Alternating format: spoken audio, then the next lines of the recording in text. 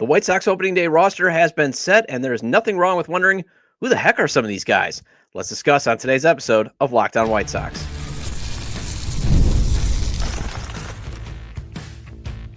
You are Locked On White Sox, your daily Chicago White Sox podcast. Part of the Locked On Podcast Network, your team every day. Hello, I'm your host, Todd Welter, a lifelong Sox fan and the site expert at SouthsideShowdown.com, part of the FanSided Network, and also I've covered Major League Baseball for outlets such as the Associated Press. Thanks for making Locked On White Sox your first listen every day, part of the Locked On Podcast Network, your team every day. Make sure to hit the like button on today's episode. Subscribe to the YouTube channel at Locked On White Sox if you've not done so already, and also follow or subscribe to the show wherever you get your podcasts. Well, the White Sox opening day roster is out, and it feels like something out of the movie Major League. Let's go through this lacking on talent roster in the first segment. Then Tim Anderson, Yoan Moncada, and Nicky Lopez return to Chicago as member of the Angels. Let's discuss the reception they should get. And finally, let's get into what the team must prove in the first month of the season. So I wrote about it today on SouthsideShowdown.com that this opening day roster feels like something out of the movie Major League, except Mike Clevenger is not the lovable renegade like Rick Vaughn. You don't have, I don't think Will Venable's temperament is like Lou Brown. I mean, definitely Jerry Reinsdorf is probably more hated as the owner than the fictional character in the movie Major League. So, you know, that's kind of where you draw these parallels. And it gets even crazier to think how bad this roster would look if Luis Robert Jr. had been traded before opening day, which, by the way, this is what he said in yesterday's press conference with the local media. I think it was Kyle Williams of the Sun-Times asked this, but he just briefly shared on X the quick quote. So I grabbed what Scott Merkin put on X, formerly Twitter, at Scott Merkin, the MLB White Sox beat reporter. I have that up for those watching on YouTube. Robert, on whether during October, November, December, he thought he would still be with the White Sox on opening day. Quote, honestly, no. I know there are a lot of rumors around there, and I didn't think I would be here, but I'm glad that I'm here. End quote. So it just shows you the state of the team and how sad it is that their best player, they were actively trying to get rid of. And, you know, I'll discuss it in the third segment. Now, the Sox have not officially announced their opening day roster, but it comes as, you know, as I'm recording this episode, but it comes pretty close as, again, MLB.com's White Sox beat reporter Scott Merkin has put out the roster on X. So this is what he tweeted out about 15 hours ago, White Sox 2025 opening day roster, and I have it for those watching on YouTube.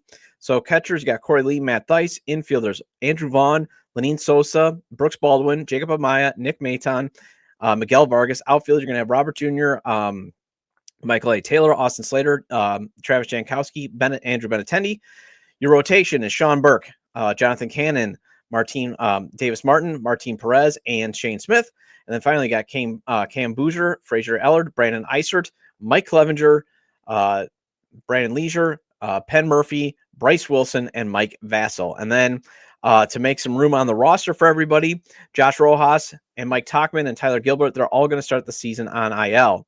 Not sure what Tyler Gilbert is dealing with. Probably maybe a phantom injury or something, or maybe a strain or something. It hasn't been fully disclosed, but it's kind of one of those things where, oh, my arm is broken, that type of stuff that they're probably like saying, well, you got to, go on the IL because, they did give up a promising prospect to get him. So just to cut him, that would have been pretty bad look for the White Sox. So the first takeaway I have, it actually got me rethinking when I saw this tweet from Torrezi from the 108.com. This is at Torrezi. Other than being able to quickly cut him when Tauchman is back, why go with Jankowski? He's 34 in June. There isn't someone with more upside on the scrap heap like Canario or someone in the org you would want to give some run. And I kind of got me thinking, because as much as I do love Travis Jankowski's glove, why is this team not going with the younger option, especially after they just claimed Greg Jones on waivers? Now, this is the closest that we've gotten, at least to the White Sox officially after this recording, saying this is what they're doing with the roster. They've claimed Greg Jones off of from the Rockies to make room on the roster. They have finally freed Oscar Colas. Oscar Colas has been designated for assignment. Some other big takeaways there is you got Bobby Dolbeck and Tristan Gray. They actually have accepted going to the minors along with James Karinchak, the reliever. So some of those non-roster invites have accepted staying in the organization. They're just not on the 40-man roster. But you added Jones, who's actually a year older than Colas, but he provides more speed on the base paths, and it's just finally time to just free Oscar, give him a fresh start. But why not give Jones a shot? Because the major theme with this roster is they're going with failed prospects who did not get a runway with their former team, in terms of like guys like Nick Maton making the opening day roster, or obviously Jacob Amaya, who only got a month with the Sox, but before then barely got any run with the Marlins and I think the A's. The other thing that seems obvious is this seems like a lot of placeholders. It seems like they're got rid. This roster's been made up of guys that they could quickly DFA. Because if you look at their shortstop situation, it's Amaya, Brooks Baldwin, and it would not shock me to see Maton get some reps there. So first of all, you better hope like heck Colson Montgomery and Chase Maedroth produce at AAA and get here very soon. But again, it feels like they went with guys that they could just easily DFA, because it's not like you're going to get anything for these guys in the open, on the trade market. And then you can just move forward, with the young guys like, Kyle Teal and Edgar Caro, along with Montgomery and Maedroth and even Brian Ramos. So, and think about it. The organization has already DFA'd Amaya once this offseason. Although I actually do think they're going to keep Amaya as long as he can just be a good late inning defensive replacement, because he's one of the few like good gloves that they have. Josh Rojas, once he returns, he's obviously got a good he's a good defender as well. But when you look at like Brooks Baldwin, it's still, we don't know what type of defender he's going to be. There's major questions on if Maedroth or Montgomery are going to be good defensive shortstops. So as long as Amaya is not like just bouncing the ball all over, it would not surprise me to see him, stay on the roster almost all year just for his defensive replacement, because the Sox still need some role players, okay? Even though they're not going anywhere, they could still use some late inning guys to maybe protect a lead here and there. But you could easily get rid of Maton if he turns out to be nothing. And Lenyn Sosa, as I keep saying, just ride him until that hot streak is over and then move on. And Brooks Baldwin, he can be optioned back to AAA at any point. So if he's not producing, you can easily just send him back down. It's not like you have to cut him. Matt Thaiss can always be traded for cash considerations because teams are always looking for catching. So the silver lining is this team has at least given themselves outs with the slight opportunity to see if a scrap heap pickup like Maton might be something. It can't hurt, at least in the beginning. I'm fine with the outfield. I'm fine with catcher and the starting rotation. Sort of intrigued what the team went with in terms of the bullpen. They go with 3 lefties out of the pen, but all I really care about is I want Cam Boozer, Bryce Wilson, and Penn Murphy to pitch great. That's all I care about when it comes to the bullpen. Pitch great, protect leads, obviously. But I want them to be good enough to be flipped to get another William Bergolla-like prospect, like Tanner Banks fetched. I want them to be able to be flipped at the deadline so the White Sox can continue to add pieces. Granted, William Bergolla was more of a scratch-off prospect, but again, very impressive spring. Put up some good numbers last year. I'm very excited about him. That type of stuff. So I would like to see, and the trade deadline was last year's trade deadline. Again, as I keep saying every day, was very good to bullpen arms. And I don't see it changing this year because, again, bullpen arms, a lot cheaper than starting pitching. Although you also want Martin Perez to pitch great this season, so he too can fetch something at the trade deadline. Well, the Angels could at some point during this season, or actually during even this series, have an infield that is 3/4 former White Sox players. Let's discuss the type of the reception those guys should get next on Locked On White Sox. Baseball season is in full swing, and there's no better way to get in on the action than with PrizePicks, the best place for daily fantasy sports. With PrizePicks, you pick more or less on at least 2 player projections, and if you're right, you can win up to 1,000 times your cash.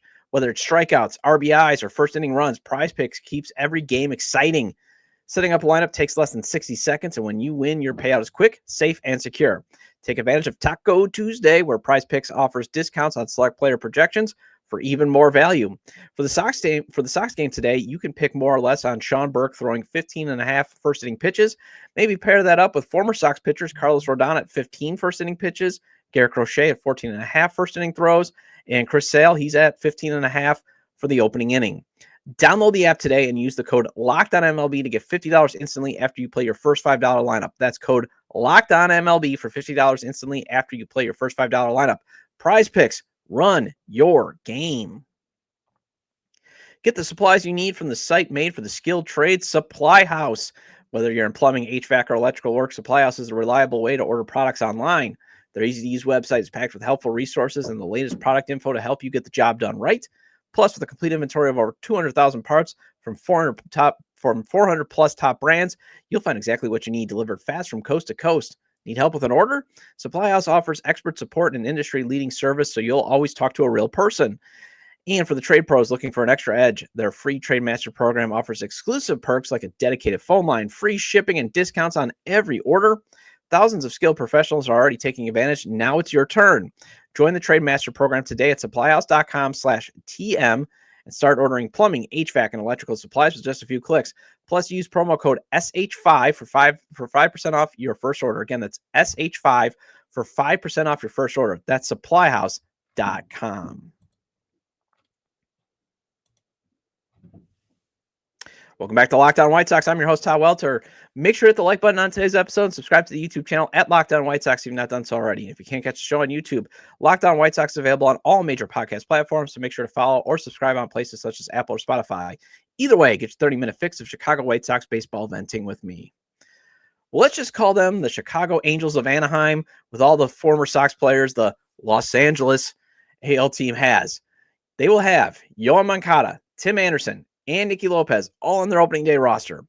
Although I can't clap back too hard on the Angels, as the Sox have some former players from that organization too, given how they have some coaches who have ties to that organization. And plus, I'm always going to love manager Ron Washington. I know he's got his past issues, but I've always been a big fan of Wash. I would love if the Sox could bring in whoever is helping him run the defense as the team's director of defense, because that man is a defensive wizard. Not saying that guy, whoever is helping him, would be, the exact same, but you would hope that being in his presence, learning from him, would be able to teach defense like he can. I mean, it would not surprise me if Tim Anderson actually has a better defensive season. But anyway, the Angels are seeing if TA and Yoan can have rebound seasons, and they're giving Naperville Nicky a shot to stay in the big leagues. And I think Nicky deserves a warm reception from the Sox faithful. He was a serviceable second baseman last season, was always willing to speak about the team's plight, and he's a local guy made good. I just agree that I just wouldn't have paid him the projected $6 million he was supposed to get in his final year of arbitration, and thankfully the Sox didn't, because he ended up having to settle for a minor league deal with an invite to camp with the Cubs, and when he didn't make that roster, I'm surprised he actually got a big league contract from the Angels. But again, the Angels are they're on the flip side of the White Sox in terms of what are they grabbing, because again, they almost lost 100 games. They lost 99, and they definitely have their ownership issues. They've definitely squandered, having Shohei Ohtani and Mike Trout. They're kind of in the same boat with the Sox, except for they just don't have the historic losing. Their fan base does not like Artie Moreno whatsoever, but they're kind of going with more seeing if veterans still have something left, where the White Sox are going obviously more of what you should be doing during a rebuild. Grab guys off the scrap heap. See if there's something potentially still there, that type of stuff. But it's going to be interesting to see the sort of reception from the thousands who show up to opening day that will give TA and Yoan. Obviously, I wish I could be there, but it is my daughter's spring break, and she doesn't want to brave the cold to see a baseball game. Instead, we're going to brave the chilly weather and go to the zoo. Yeah, I know. Here's my fan card. I'm sorry. I lobbied. I tried. I got overruled by my daughter and my wife. But for TA, I do hope it's a hero's welcome. His last season obviously was a bit of embarrassment on the South Side. There was, the supposed caught on TV moment of him saying to Jose Abreu he hates it here. Although he said he was talking about the pitch clock. There's also getting knocked out by Jose Ramirez in that brawl in Cleveland, where Anderson literally drops his glove, gets into a boxer stance, and then just gets laid out with one punch. I mean, he got put to sleep, and he still won't even address it. It's like, dude, just lean into it. You got knocked out. It happens. Okay. Sometimes you size up a guy and you think, I'm going to take this guy out. And then he throws his first punch. And as Mike Tyson said, everybody has a plan until they get hit in the face for the first time. Although in TA's case, his plan was he went to sleep. There was no coming back from that. But just lean into it. Say, yeah, I was an idiot. I thought I could take on a very powerful hitter, and he got me. But still, he was the face of the franchise during the days of the rebuilding emerging, and the team was winning. He was the face of when, everything was good on the South Side. In fact, you could point to the last good moment that we've had as fans was, TA's walk-off home run in the Field of Dream games in 2021. I mean, it's actually literally been all downhill ever since that ball landed in the cornfield. Outside of, game 3 of the ALDS against the Houston Astros, that was a pretty neat game, obviously. But otherwise, it's just been nothing but bad ever since. But that doesn't mean you need to boo him because, again, he won a batting title. He was a Silver Slugger. He was willing to be the face of the franchise. And yes, the self-inflicted wounds helped his decline, but also a toxic clubhouse led by Tony La Russa also helped him lose his swagger, not embracing him. I mean, basically bringing in the fun police like Tony La Russa when, this organization should have been building up TA, building up his swagger. That's what it should have been. Change the game should have been what should have been embraced. But instead, the owner gets terrified and brings in the fun police and Tony La Russa. And yeah, I'll admit I'm being biased towards TA because I've always been a fan of him. I've always loved TA.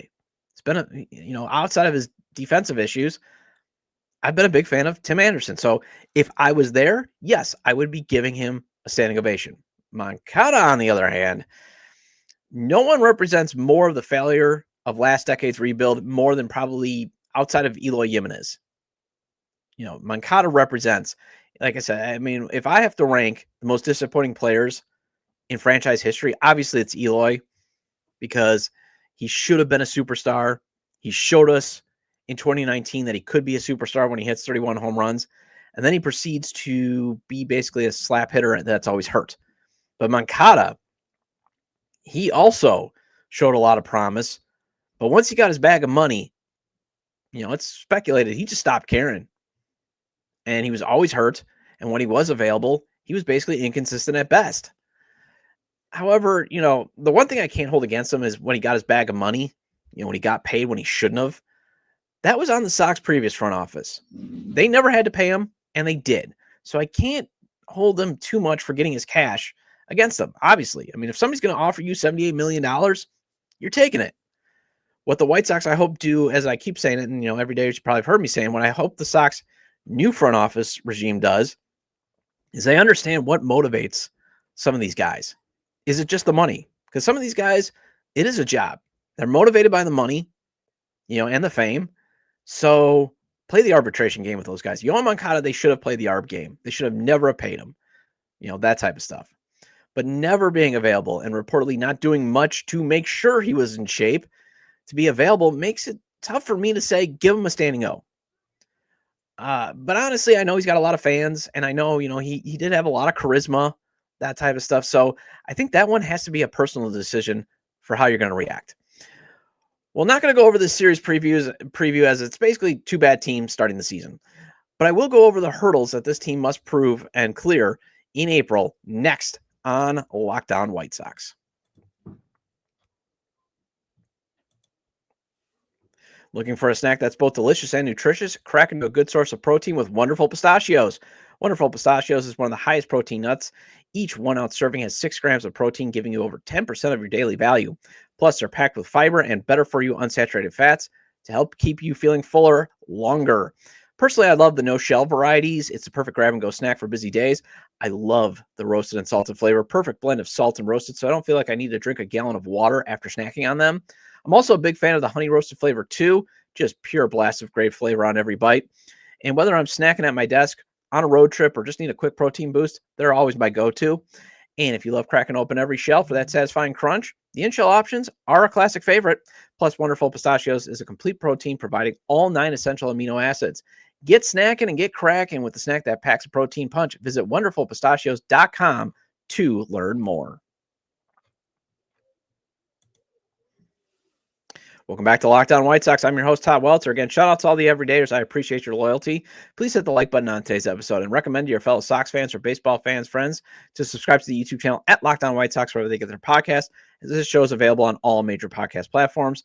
And if you are going to opening day, hope you're listening to me as you go in. Hope you enjoy it. Like I said, I would love to be there, but I'm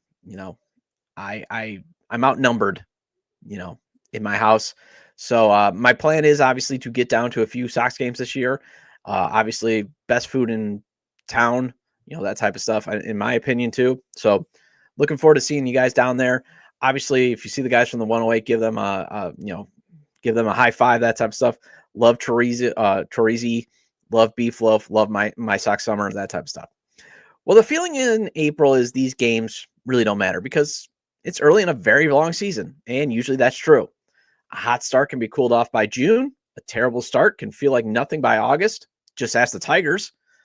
However, last year's 3-22 start for the Sox turned out to be a preview of historic losing to come. And I would say the first thing this year's version must prove, despite not being very talented, is that they can at least get off to a decent start. And for this standards, I would say win 10 games in April. And you may shake your head at that notion and be like, Todd, you just talked about, this being a roster out of something out of Major League. Well, I could still have hope, and I could still be like, can you just be a little bit better than 2023 and 2024? Now, obviously, those were under former manager Pedro Grifol. And that's the other reason why I would just, maybe can you answer that challenge? Because I would like to see Will Venable, who, again, I'm not judging on wins and losses this year. Heck, I don't think you can judge him on wins and losses until 2027. But, you would like to see him have a better April than his predecessor. That would be nice to see. Also, Luis Robert Jr. has to stay healthy, and he has acknowledged that as being his goal. So Ryan McGuffey asked him this question on the pre-season press conference. He didn't tweet the quote Scott Merkin did, but this is what McGuffey tweeted at Ryan McGuffey. I asked Robert, regardless of whether he finishes the season in Chicago, what would define a successful season 2025? And this was his response. And then this is what Merkin wrote at Scott Merkin. Robert, quote, if I'm able to stay healthy throughout the whole season, it will be a successful season for me, and I want to win. And if he goes down like he did last season in early April, then things are not only going to get rough for this season, but it's going to get rough for the Bills' long-term outlook, as that is going to crater his trade value.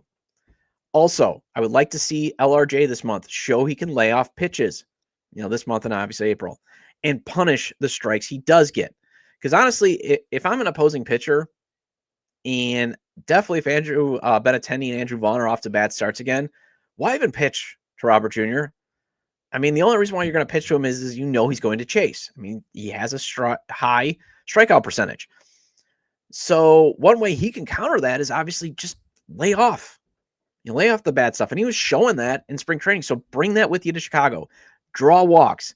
And then punish the one or two strikes you may get in a game. Because I think that's what he's going to get. I mean, I would honestly still, this is still a valuable player. This is still a guy that can really do some damage. And he's the only guy in the lineup that can do some damage. So the only reason why you're still going to pitch to him is you're going to try to get him to chase, try to get him to swing that bat. So you would like to see him have a more patient approach at the plate. Circling back to Benintendi and Vaughn, they have to get off to better starts. This can't be another terrible first half for them if this team hopes to actually, win 60 games. Because if they get off to the starts that they did last year, you are definitely trending in not getting over the 50 wins. Miguel Vargas, he also has to show that terrible second half stint was just the trauma of being traded from the Dodgers to the Sox. He's got to now show that, I am that dude. I am that guy that everybody keeps saying was the top 100 prospect, that the sky is the limit, that I put in the work in the offseason to add that weight, that I had a good spring training. You've got to be that guy. And he can show that in April. Pitching-wise, Sean Burke has to show that he can get outs once team has had enough of a trend and enough tape on him to adjust. I think he has the moxie to adjust to the adjustments and become a stud pitcher, but he's got to prove that. Jonathan Cannon has to show this terrible spring was because it was just spring training and should be left in Arizona. That's one thing that you want to see him do. Obviously, Davis Martin had a great spring. You want that to carry into April. Same with Martin Perez. And then finally, can this rebuild bullpen protect leads? I think that's the biggest thing we have to watch for. Even the historically awful 2024 team had leads, and they blew 56 of them. And it can happen, obviously, despite the talent looking awful. I mean, you can get leads. You get a couple of mistakes, you pound them over the fence, you have a lead. It happens. But the difference this team has to show is that it won't blow as many leads and maybe convert them into a few more wins. That's another way that you could get to 10 wins in April. Again, the goal, though, it's actually sad to say, but the goal should be win over 50 games, have the arrow pointed up with youngsters coming up at some point and playing well. But a nice way to get that to that goal is get off to a decent start. And again, decent relative to like just win 10 or 11 games. Why not?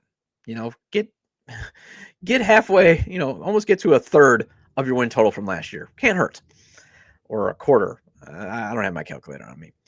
Well, anyway, that wraps up this edition of Locked On White Sox. Thank you for making Locked On White Sox your first listen today. For your second listen, check out the Locked On MLB season previews.